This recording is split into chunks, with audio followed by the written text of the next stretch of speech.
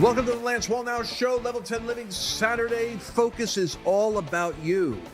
We do 5 days a week where we look at the prophetic perspective of what's happening in the world, but it's on Saturday that our most popular product, actually, of all the training that I do, this one is the most superlative, the best received. And it's because it focuses on stuff that normally most teaching doesn't do. You know, you've heard a lot of great sermons on the Word of God and on confessing and on believing and on faith and on overcoming adversity and et cetera. But we really go into a little deeper dive on this because we go, as you can see from our last week, where we talked about, the experience of Daniel and his associates being castrated and going into Babylon and what the factors that might have played in terms of shaping their worldview.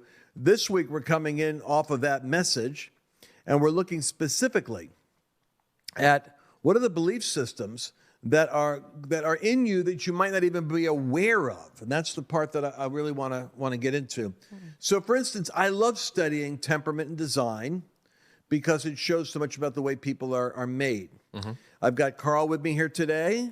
I've got Mercedes with me here today, and of course, I'm Lance. So. We're going to be your Sherpa guides up the mountain here to see where God's taking you. And one of the things which I was going to go into there is that temperament has a lot to do with self-talk and the way that what people say to themselves is very much connected to the design of the way that you're made. Mm-hmm. And the Bible has some extraordinary stories about people that are just like you. You'll find yourself in this book, and you'll find that the stories that you say to yourself are often designed so closely to the way that you're made that if you can actually get handles on your design, you can almost step out of yourself and get an objective look at some of your internal battles. Now, Mercedes, you were talking earlier today when we were off the camera outside about how a lot of warfare, you believe, is spirits talking to you as though they were you. Yeah. Amplify on that for a second. Yeah, I think that that's probably the greatest battle that Christians face. I mean, there's so many books on like battlefield of the mind, and that it's really between these two ears where that's really the warfare. And so I think that's really where Satan does most of his damage. If he can convince you of something and you agree with that thing, then it begins to define you, right? And so, and always upsets me about the devil. He's no respecter of person. So the earlier he gets these lies in that you now agree with, and you say, well, that's truth, right? Like if you have a parent that says, you're so stupid, you're never going to get this, you're so dumb. I mean, like there's some parents, I mean, it's weird to me to think about, but there are parents who speak that over their children. And then that lie gets embedded inside of them. And then they grow up thinking I'm stupid. They grow up thinking I'm just not smart. I mean, from my own life, I'm really not good at spelling. So I moved like 7 times before I was 10. I was probably in 5 different school districts. And there was a time actually here in Texas where they didn't teach phonics.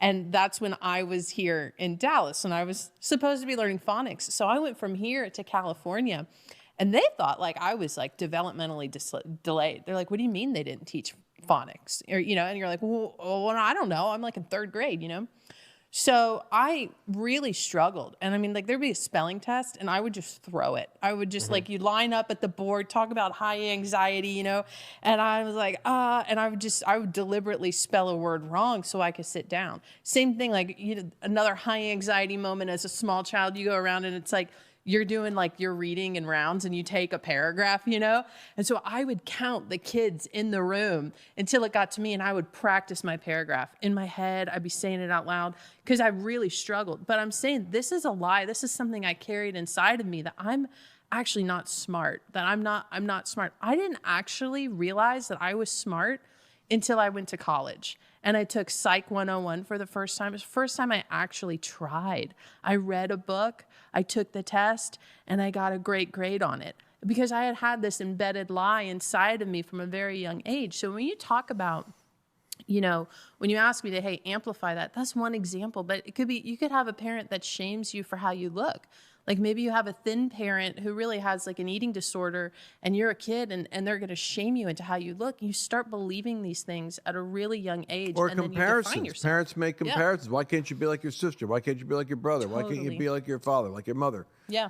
And yeah, And it builds, and the devil's like a strategist, right? So it'll just layer and layer, and it's like that's really what God's so great. Holy Spirit's our counselor as well, and He begins to unveil these things and show us. Well, where did that idea come from?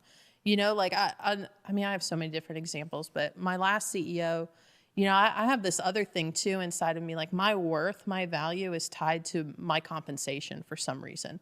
I don't know why, but anytime I have to negotiate any type of salary package, it's always amplified with emotion. So my last CEO, when I was working with him, the company really took off and we needed to adjust my compensation plan. I had so much anxiety around it. And I had this feeling of like he's going to take away from me. And we're in the middle of this conversation, and God bless him. And he's like, Mercedes, when have I ever not taken care of you? When have I ever put my needs ahead of your needs? And I really stopped and I had to think about it. And I was like, he's never done that. But I was unconsciously making him pay for the sins of other men in my life that I had been raised around. Well, how about this? How about this weird nuance? How about the genetic inheritance? That's the generational bloodline. That's crazy. I mean, suppose you're racking your brain. You grew up in America with parents that were middle class, upper middle class business. You weren't ever stuck negotiating an allowance and taken advantage of by your dad for taking out the garbage. So where did this deep root come from? I'd say that it was in you as a fault line before you were. I often feel this way with Carl. I feel like Carl is upset with things that have nothing to do with growing up, but he's the reservoir of the family history. And so as children, I see a lot of my dad in him. Yeah. And I look at him, I go, it's funny. You remind me so much of which is an affection thing. 'Cause I love my dad so much. But I think that we really are working out more of Abraham, Isaac, and Jacob. I can show you in the Bible where Isaac and Jacob are dealing with Abraham stuff, and the generations are affected by the blessings. You get the benefit, and you get the bad too, and you get the privilege of sorting it out. Is what I'm saying. Well, and that's wild too. So like I had a season. So my degree's in psych and biblical studies. I double majored, and I went to a Christian college. So one of the things we learned wasn't just a family tree, but a spiritual family tree. And it was wild to do. So you start writing down, well, what does my dad struggle with? What does that side of the family struggle with? And you go up. And then you do your mom's side, and you start going up. And you're like, oh, this makes a lot of sense of why I struggle with the things that I struggle with. Because I do think, I agree there's genetics, there's chemistry, but I do think that there's spiritual forces too, that it's like, hey, you're also getting all of this. But wait, there's more. Yeah. Years of addiction. Hey, maybe don't go to a bar. It's like, it's that type of a thing. For real. I mean, this is true. If you look at the family's background, if there's addictions like alcoholism, then you look at the kids and the grandchildren, they have a proclivity for, or they can get triggered by. And Carl, to your point you're always making is, it's not all mystical. It could be biological. Yeah, right. There definitely is a mystical element, in my opinion, but a lot of it can be chemical, to use your word. We should have on the show talk about this. Wentrick. He has one of the, I think it's in Alabama. He spoke at our dream trip a few years ago at the Trump Hotel. And I met him at the Elijah List cruise, and I met him and his wife. They have some of the largest treatment facilities for mentally disabled. Like we'll get him for a broadcast. We have to because I asked him this question. We were on the cruise, and he told me what he did, and they're Pentecostal, and I was like, how much of it is biological, chemical, and how much of it is spiritual? He's like, it's about 50-50. Really? 50% of it's spiritual. Okay. And like deliverance, they'll do deliverance. They'll do all the natural stuff too, because you need to. But then they also add a spiritual element in, and like full deliverance, huge turnarounds. His own story, he was the janitor at the mental health facility, cleaning toilets and stuff, gets saved. And we talked about Daniel in the last broadcast, starts to get supernatural wisdom, works his way up from janitor to owner, and has expanded the business. I mean, I got goosebumps talking about it, but he's an amazing guy. I'll give him What a level 10 story. I mean, we met him at a level 10 dream trip. Yeah. Where I was looking for speakers. Yeah. Carl, I mentioned about, jokingly somewhat and half serious, that children sometimes are battling battles they think that is their own battle, but it may not be them. There could be generational things that they're working through. Yeah. And it sure makes a lot of sense if you think about it from a spiritual perspective.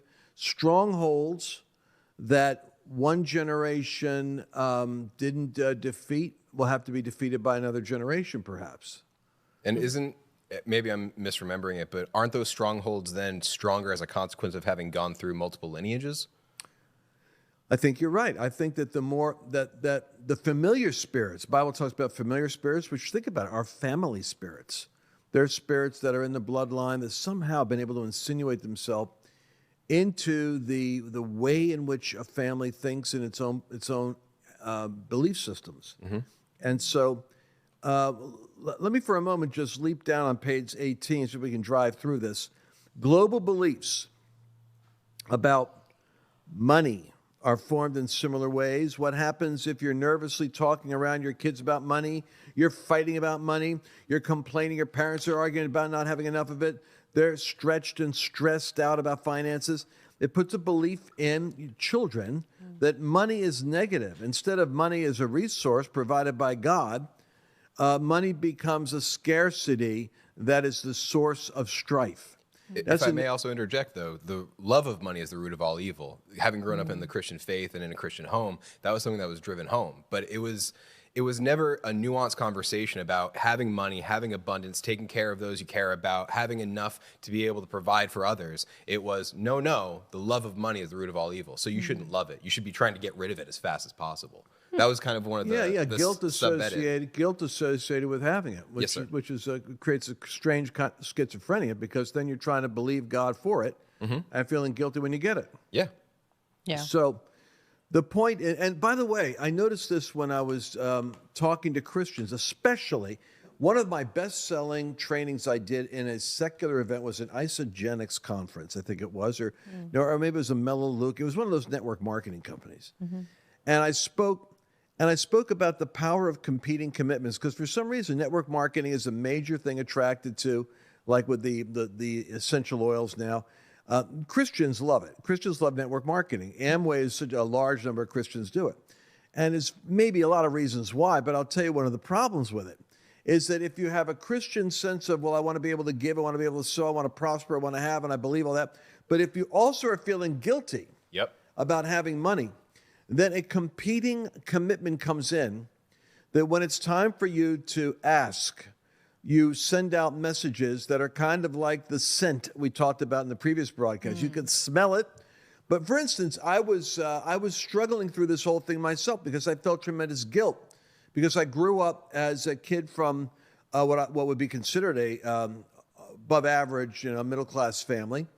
And so I felt guilty hanging around Pentecostals when I got saved, because they had such a culture of living by faith and scarcity and frugality and generosity.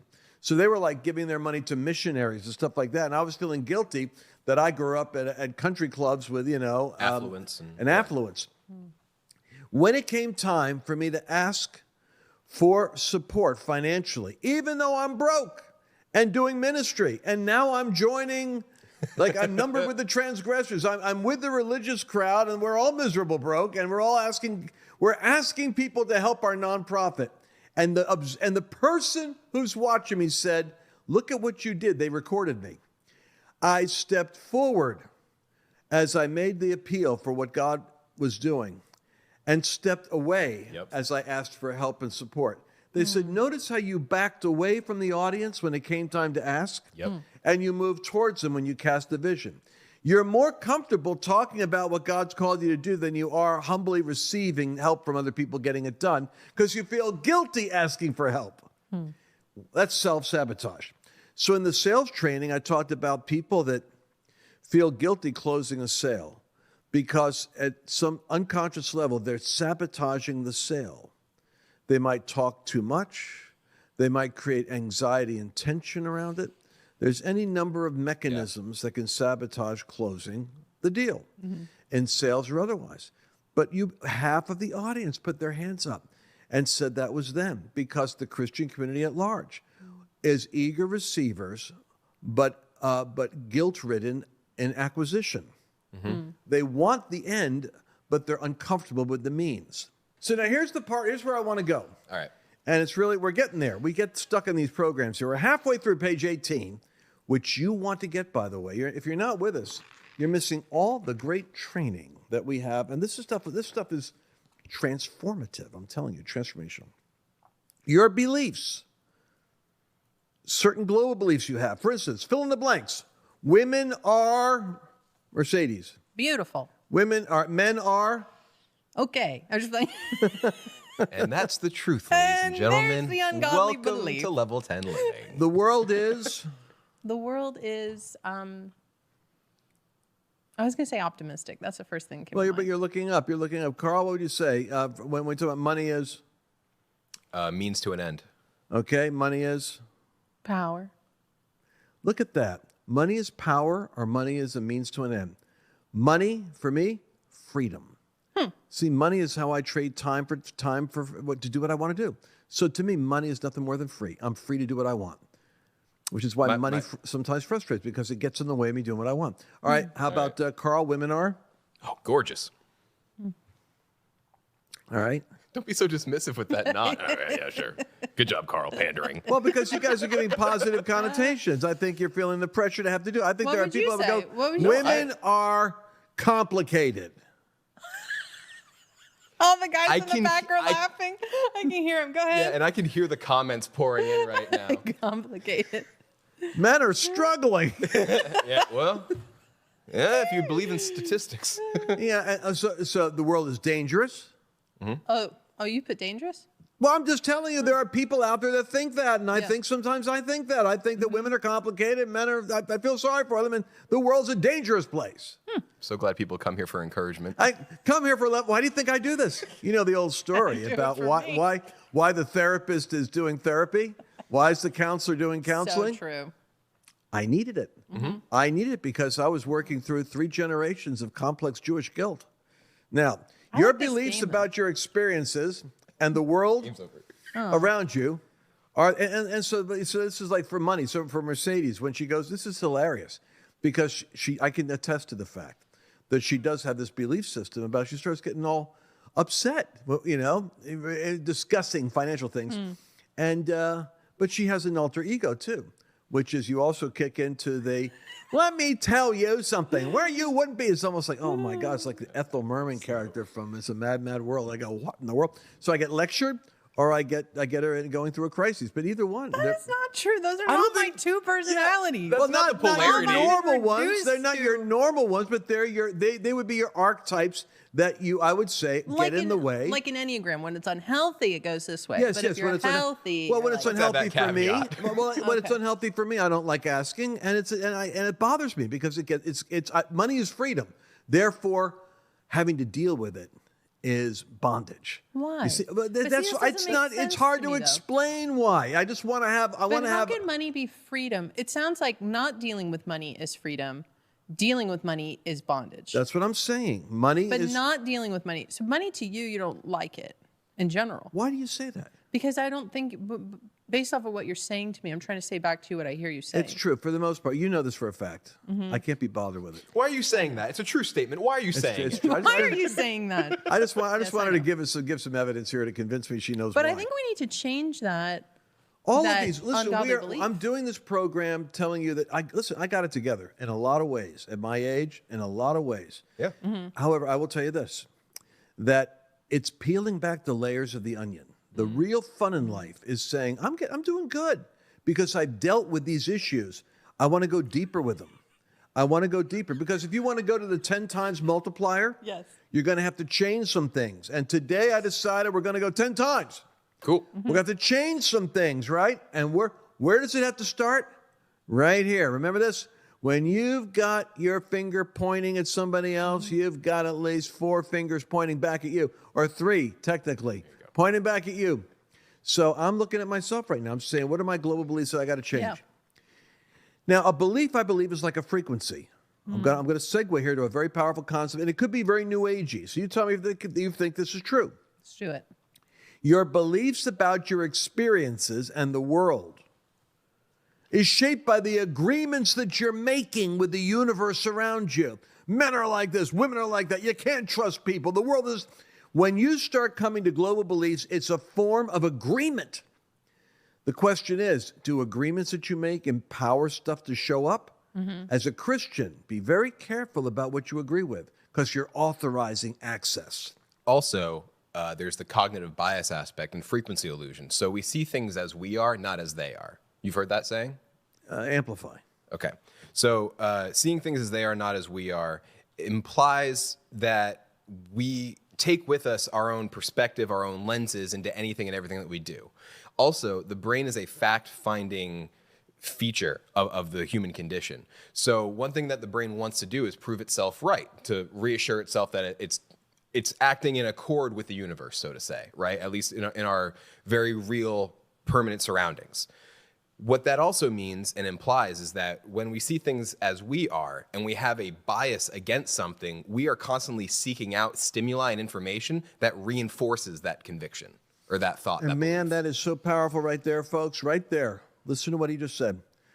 But I don't want to lose what I said before that, because it's a very powerful thing about your agreements. Your global belief systems, in a way, are your agreements with the way the reality is, and your agreements authorize something.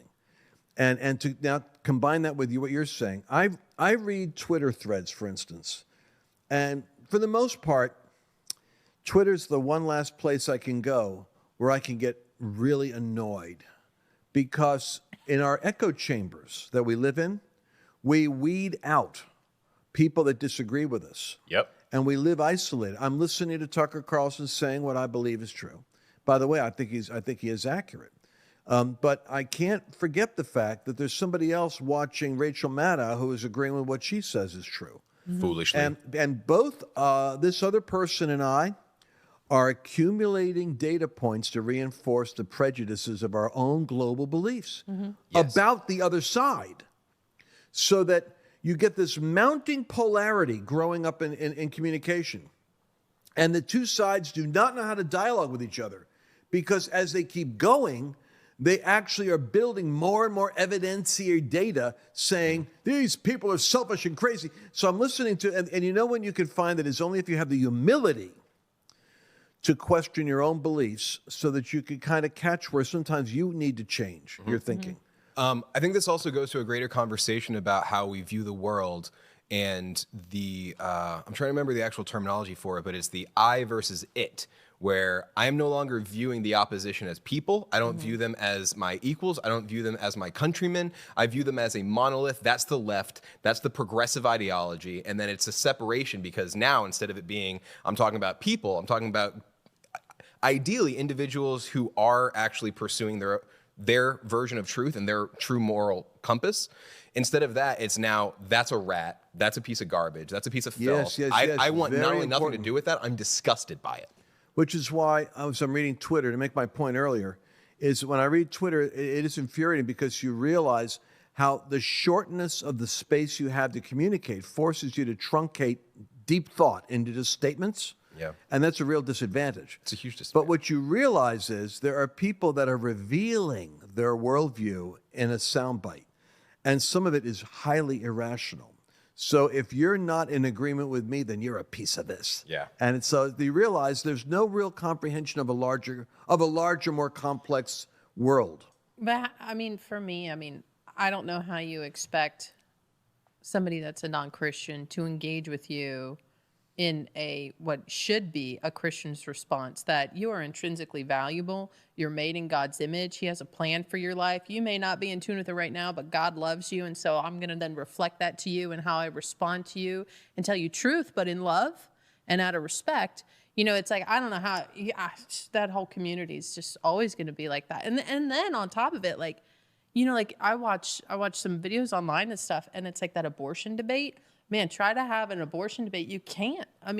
Just the ability to have a conversation is shut down, and you're like screamed at, you're yelled at. So it's just odd to me, but I think we need to try to do it. To your point, you got to engage with them and then reframe it. And it's like, hey, I love you. We don't agree, but God loves you, and I'm going to treat you with respect. And Carl's quoting, I believe it's the German Jewish theologian and philosopher Martin Buber. who exited Germany as Nazi ideology took over, and he taught about the I, thou, and the I, it. Yes, sir. That is it. And he wasn't a Christian. So I find that Christians should have an advantage in that there's this built-in, because we have sinned and we are always checking ourselves out, we ought to have more of a humility switch in us that recognizes we could be deceived. So I'm always double checking to see what the truth is. I don't know that most Christians do that. I think we could be as opinionated as the left. Politically, my tribe doesn't really think through the proposition. They believe what they believe, but they're not very generous with understanding the complexity of where the left is coming from. At least I want to be able to look at both sides. But I mean, if you're a Christian, you should be exuding the gifts, the fruit of the Spirit, right? Well, peace, patience, gentleness, the wisdom that kindness. is from above, James says, is first of all pure, peaceable, and open to reason. That if it's the wisdom from God, it's actually open to dialogue, which is interesting. As opposed to getting shouted down and prophetically shamed, it's engaging a curious conversation. God is more in the conversation than he is in the shall nots and shalls. Yeah. But but let me just complete the thought here. That your global beliefs, because we went 2 minutes over, your global beliefs and your agreements actually create a spiritual environment around you that can be rather intense. So it's like a frequency that you're releasing that could be attracting to you people, circumstances, and even spirits that align with your belief.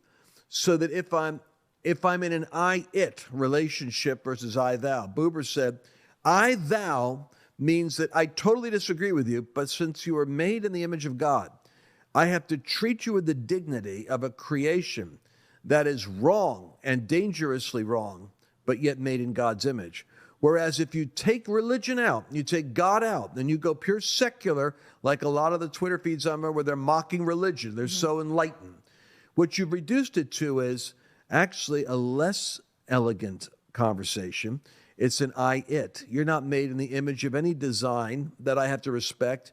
You're a vermin, you're a rodent, you're a species that if we could get rid of you, the world would be a better place. You shouldn't get medical care if you haven't been jabbed.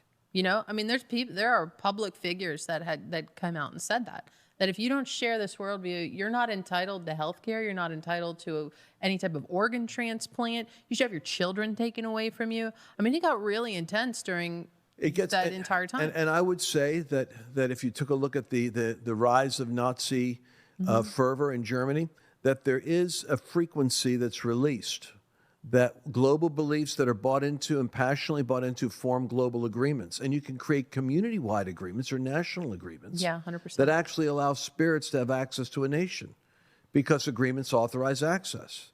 So that's why it's important to shut out ungodly beliefs and replace them with truth as much as possible. Did you know I saw a video the other day? Poland is the only place that has not had a terrorist attack. That everywhere on the globe, it's the only country that has not had a terrorist attack. I don't know why that would be. Well, but I think it's interesting when you say global agreements. It's also one of, if the most outspoken. We are a Christian nation. We've been a Christian nation. I mean, from the time when the Pope came and visited, that we are a Christian nation, and they're very intentional about that. So I thought it was fascinating because you talk about global agreements, things that resonate, frequencies, and you're like, I wonder if at a national level that has an effect like that. If you long for a deeper conversation, folks, like we're having here, which is, I think it's a deeper conversation. It's the kind of conversation I love to see. We don't normally get into with Bible studies. I would like for you to get the level 10. This series that we're in right now is on unlocking your own story, your own beliefs, your global beliefs, the beliefs of your parents. When you're renewing your mind, what are you renewing your mind from? The beliefs you grew up with, obviously, not someone else's beliefs. In this series, we actually give you a destiny map, which allows you to chart your childhood, teen, and adult years, and look at the ups and downs in that journey, and begin to look at what your thoughts and beliefs were in different stages of your life, and how they showed up in the circumstances you were in, or how they were shaped by your circumstances. One of the great tragedies I'm trying to get my head wrapped around right now is Mario Murillo texted me this morning a post where he says that 20% of teenagers are struggling with suicide in the United States. And Those are just the ones that are coming forward, by the way. those are the ones that are saying it. Yeah. And we are not a nation right now that is in bread lines and food lines. We're not in the Great Depression. The sirens aren't going off. You know, our cities aren't being bombed by rockets like London or Dresden. But our population of youth is unhealthier in terms of its resilience and ability to live than previous history, where youth had to survive under far more malicious and dangerous circumstances. Take a look at the power of transforming your life from the inside out, because we are not to be conformed to this world, but transformed by the renewing of our mind. And it starts by knowing what areas in your mind have to be renewed, and it begins by understanding your own beliefs and agreements and how powerful and all-pervasive they are. And very seldom do we ever test them or check them out. But I want you to be able to look at page 19 when we come back again next week, but have page 19 in front of you. Because the activity is we're going to look at your own personal history chart, your own global beliefs, your high points and your low points, what you were saying to yourself, what God was speaking to you when it was working, and what the devil was saying to you when it wasn't working. Man, if you can catch that internal dialogue, you're going to catch the supernatural insight to see what's shaping your beliefs. So we're going to go there next week. You want to go to Lance Wallnau? Where is it? Level10living.com. Use the promo code PODCAST, and you get 10% off. Get a hold of the Unlocking Your Story and join us and jump right in. Thank you, Mercedes. Thank you, Carl. It's always good to be with you. Any final thoughts as we go around the table, coming around the corner? Are we interrupting you there, Mercedes? I didn't know we were I thought we were landing the plane. I don't know we're taking off again. We're landing the plane. I just want to know your final thoughts. You never know. Were you paying attention while I was talking, or were you doing something No, else? I was listening. I was thinking about the whole depression thing, so I was going to comment on that. But Well, what were you going to say? Well, I mean, I don't really know what we expect as a culture when we try to convince kids that they've came from rocks and you have no intrinsic value and you're not unique in any way, shape, or form. And you know, I mean, we don't tell them anything about God. I think that there's a great harvest opportunity there because, I mean, could you imagine being so purposeless and just have every opportunity in one of the greatest, if not the most wealthiest, even the poor people in our country are more wealthy than a large majority of the world. And so it's like to look at all of that opportunity and be convinced that it's not worth living for. You know, I mean, there's a really skewed worldview there, but I think there's a great opportunity for a harvest because the world has sold that generation of bill of goods, that God's not real and science is really your God, and that's what you should worship. And it's hopeless, and it has nothing in it that gives life. So I think it's a great opportunity for outreach and harvest there. When you've experienced the inauthentic, when the authentic comes along, it's life-changing. Let me throw something at Carl here real quick that is important. I sent you a text earlier this week, which was, I arrived in San Diego. And when I got there, Mike Maiden was in the car. He was watching the end of the Jacksonville Jaguars game. He said it was one of the most fascinating football games. I felt bad that I was talking to him while he was watching the amazing story, which was this team, the Jaguars, came back from 27-0. Yeah. And actually were able to break through that 27-0 and come all the way back. And sports journalist Jay Busby reported that the Jaguars head coach, Doug Peterson, introduced to the team in training camp a philosophy endorsed by motivational speaker and former Navy SEAL Jocko Willink. Yeah. And Carl's been telling me about this over and over again. It's a worldview. Talk about global beliefs now as we're wrapping up. A worldview in a single word. It's good. When things are going bad, don't get all bummed out. Willink has said, Jocko says, don't get frustrated. No, just look at the issue and say, good. Good. After Jaguars quarterback Trevor Lawrence threw 4 interceptions in the first half of Saturday's game. Imagine that. That quarterback had 4 interceptions. He comes back and scores the most brilliant comeback in history in the second half. The first half, the lineman comes up to him after his 4th interception and says, good. It's all good. Lawrence then threw 4 touchdowns in the second half and led his team into history, the biggest comeback ever. Let's look at the challenges of today and say good. Carl, what in the world is Jocko talking about? What's that mean? Basically, the idea there is that whatever feedback you get is now, how to say, it's all good. Not that it's all good that it happened, but now you know the parameters moving forward. So Jocko talks about applying for new gear when he was in the SEALs, when he was in SEAL Team 6 or whatever it was. It wasn't 6, I'm sorry.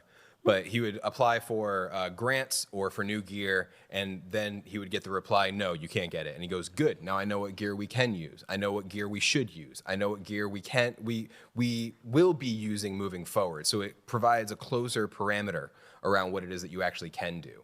Also the idea of, okay, good. These guys, this team, are now in the history books. That's great. That's not just good. That means that these guys are considering going to be recorded. 4 interceptions in the first half is like the world's one of the worst quarterback games for the first half. Yeah. Reversed. Yeah, completely. Just from a pivot in mindset.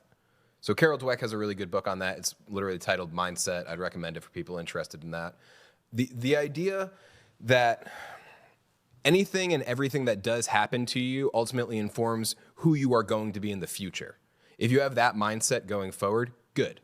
Okay, so you're in a little bit of a depression. Good, that means that you can get better. Okay, your financial situation isn't where you want it to be. Good. Tell yourself how you want to improve, make the steps necessary, act on the lead measures so that way your bank account grows or your finances get more straightened out. Maybe you lose a loved one, you know? That's never a good thing, but good. Now they're with God. Now I no longer have to worry about their health. I no longer am concerned with their emotional well-being. Good. That's one less thing that's on my plate. I'm not saying people are things that are on plates. I'm just saying for the idea, the philosophy. Good. Now I know. Okay, I applied for a promotion, didn't get it. Good. Now I know this is my job. This is what I'm doing day in, day out.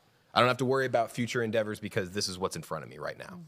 So it goes to a Tony Robbins technique, which is like Jocko's technique, and these guys come from a similar NLP training on performance.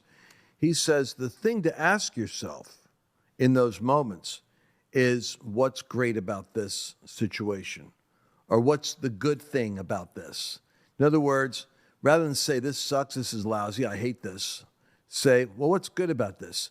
Well, at least that puts your brain at work to try to formulate what could possibly be coming out of this that you haven't thought of. Yeah, if I may, there's a really good quote, and I can't remember who said it, but every setback carries with it the seed of equivalent opportunity. It may have been Think and Grow Rich, Napoleon Hill, possibly. But that idea is like, never let a catastrophe go to waste. You know, anytime that there is a serious setback, that means now you know what you can do with that situation and what you can't do moving forward. And also, there's likely going to be an opportunity for personal advancement or growth or development moving forward. Sadly, in that run up to that 27 points, there was a gentleman who put a $1.4 million bet down, probably halfway through the game because he thought it was a guaranteed win, and he was going to net $11 grand or something like that, and he lost $1.4 million because of that comeback. Good. I was gonna say, I was thinking that when you tell that story, the guy's probably like, "Good, this is good. Now I know not to work with my money. Now I don't have $1.4 million to bet." Oh, it's so funny. Anyways.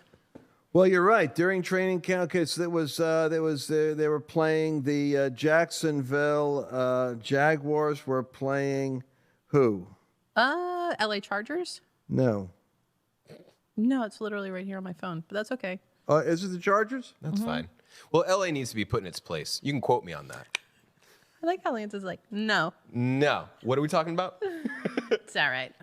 I'm used to it. Everybody at home, please go to level10living.com. What is that magazine you ran and got, though? You left and picked up a magazine. What's that all about? It's a book of possibilities. I thought that it had an excerpt from Discipline Equals Freedom, Jocko Willink's book, where he talks about the philosophy of good. It's in a different book of Let's hold possibilities. the cover up so people can see that you actually have your own,